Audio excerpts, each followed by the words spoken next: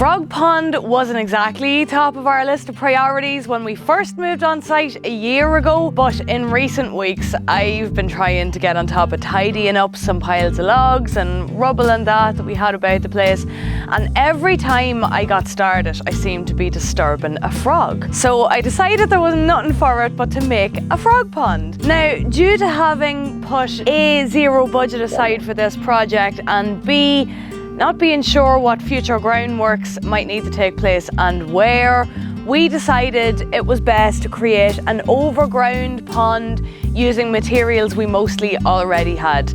Big hello and thanks to Hannah and Todd for all their help on this project, by the way. Making the pond with two of my favourite people in the world really dialed the fun up to 11 on this one.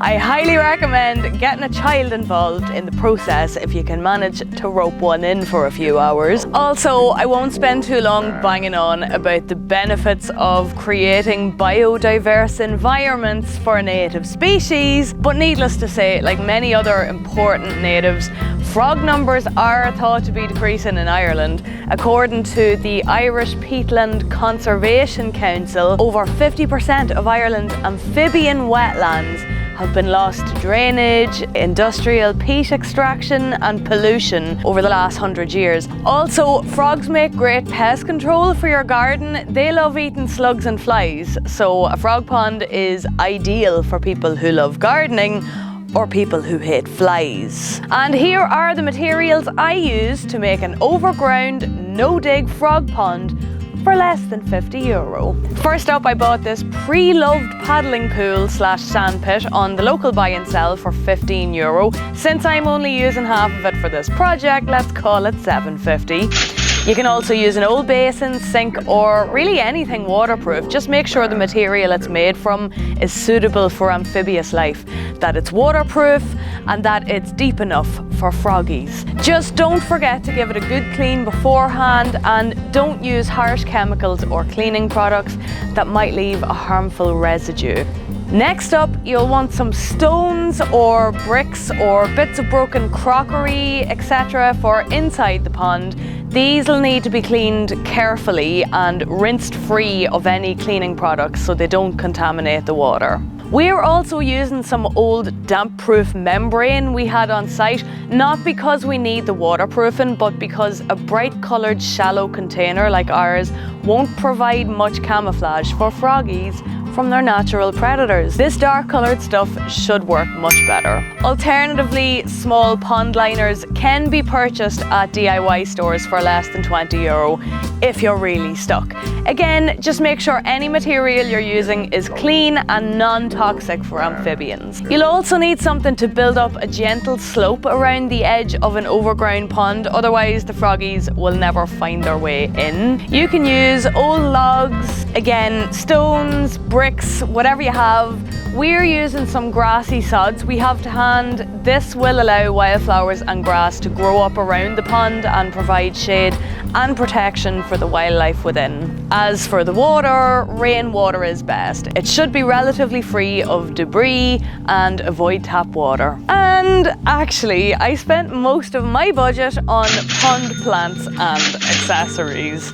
These will provide oxygen to the water to prevent it from stagnating or turn into stew, and cover for the frogs so they can enjoy their new pond in peace and relative safety. I've stuck to native species since they're most likely to live harmoniously with our native frogs. Botumus umbellatus, Hippurus vulgaris and Ranunculus flammula are all native to Ireland. Just beware that this ranunculus, also known as lesser spearwort, is quite poisonous and can even be irritating with only light skin contact. It doesn't seem to pose any risk to frogs though, and my cats are unlikely to be spending much time in this part of the field, so I'm not too concerned. Just do watch out for invasive species and species that amphibians won't like. If you are using pond plants, you will probably also need some of these special aquatic planting baskets and aquatic compost. Finally, a short length of untreated timber will ensure any wildlife can easily exit the pond, and I saw a great tip online for wrapping chicken wire around it to ensure maximum grip for little feet. And it's time to get going! Choose a suitable spot for your pond. Too much sun encourages unwanted algae, so half sun, half shade is ideal. Also, try and keep away from overhanging trees so your pond doesn't get choked up by fallen leaves. And don't put it somewhere with a lot of human or animal traffic, since frogs might be less inclined to explore it. We added our sheet of DPC for camouflage next, and then it was time to arrange the stones inside. Creating shelves is ideal so frogs can easily get in and out no matter how high or low the water gets. Then we poured in our rainwater to help keep the plastic in place whilst we built up around the outside. You can see we built up layers of sod to create a gently sloping embankment to the edge of the pond. We took these from our BPC, removing the logs from the pile left behind clumps of nutrient-rich soil, which has since sodded over. So although there was a shovel involved, it technically wasn't digging, and it was a great way to kill two birds with one stone. The BPC has probably halved in size since you last saw it, so stay tuned for our next on-site update. Again, you can use logs or bricks or whatever you have for this bit.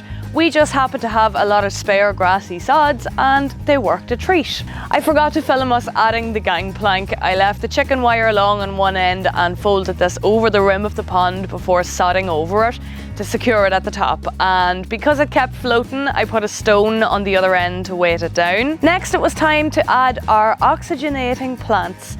These need to be repotted into the aquatic baskets with the aquatic compost. Be sure to check if the species you've got can be fully submerged or if they need to sit higher up on your shelves around the edge. Et voila! Casa de Froggy, all ready to go.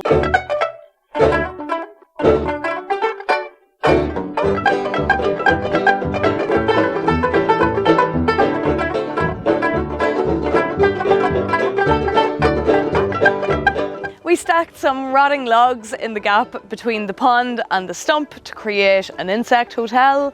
And because the frogs on our site seem to love hanging out under pallets, we placed some nearby, which should provide lovely shelter and protection when it grows over. The best time of year to create a frog pond is between autumn and early spring. That way it'll be well enough established to facilitate breeding in February, hopefully. And if you're lucky, there might even be some tadpoles in March. Let me know in the comments if you've made your own budget frog pond. I'm here all day and all night for your improvised low-cost environmentalism. And just in case you're in the mood to support a starving artist, you might want to consider becoming a channel member. My lovely members at Luna's level and above got a heads up several weeks back that I was planning on making a frog pond. And if you would also like access behind the scenes of our renovation and the life of a ditch witch in general, not to mention updates on future content and content that never saw the light of day, click the join button below to check out the available perks. And don't forget to hit subscribe for more fun and witchy adventures. I usually upload most Thursdays and you're not going to want to miss it. Slán agus beannacht, goodbye and good luck to you.